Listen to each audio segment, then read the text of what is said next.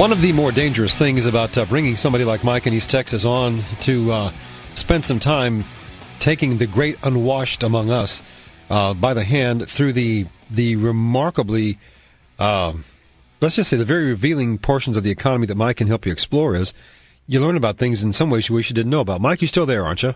I'm here. I had never thought about the fact that the big banking institutions, by virtue of having been pumped up by lots and lots of essentially free Federal Reserve dollars, and free stimulus stuff, not loaning any of it out and being free to play the market with it, they run oil up to $72 and then sell their stuff off and drive it back down to 65. And when it gets back down to 65, then they run it back up again, take their profits, and it goes back down. Mike, this is big bank yo-yo money making. If anybody has watched the gyrations in the oil market for the last several months, you know, it's had a bottom of around 62 and a top around 75. And they say, oh, that's a trading range. Well, it's a trading range because people are manipulating the trading range. Well, here's what amazes me.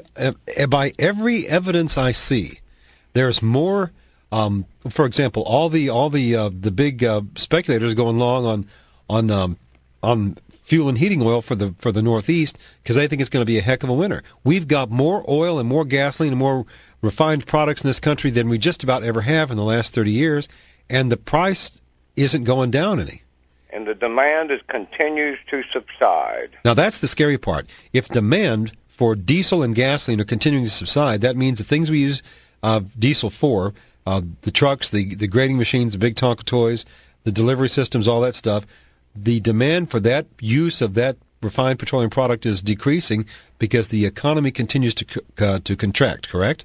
Correct. Look at the transportation. Look at what's happening to the big tractor-trailer manufacturers. They can't sell the trucks. The truck drivers are sitting on the side. You know, they don't have jobs. I was talking to a truck driver the other night who said, Jones, you'd be amazed at night when I listen to you. Time was, there were lots of the guys out on the road, and now there's not nearly the truck traffic there once was.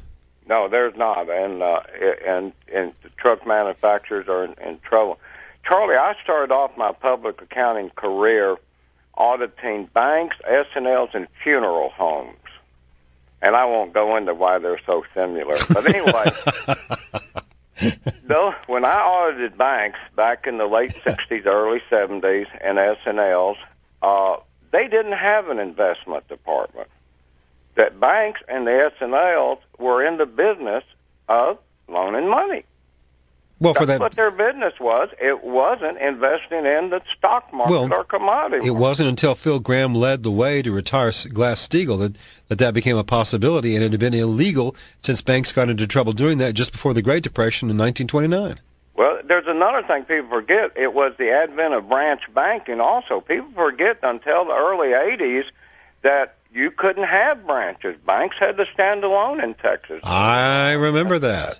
Okay, Mike, the questions are just flooding in. Folks, if you have a question tonight for Mike, we do this, you call and leave the question with Nikki, and I'll feed the question to Mike on the air. That way you don't get stuck on hold and you miss your answer or whatever the story is. Mike, several questions here. One person wanted to know about gold fluctuations, that the gold prices seem to be moving up and down, and I think what they're wondering is that a safe place to put your money, and what does that really mean? Well, gold is a haven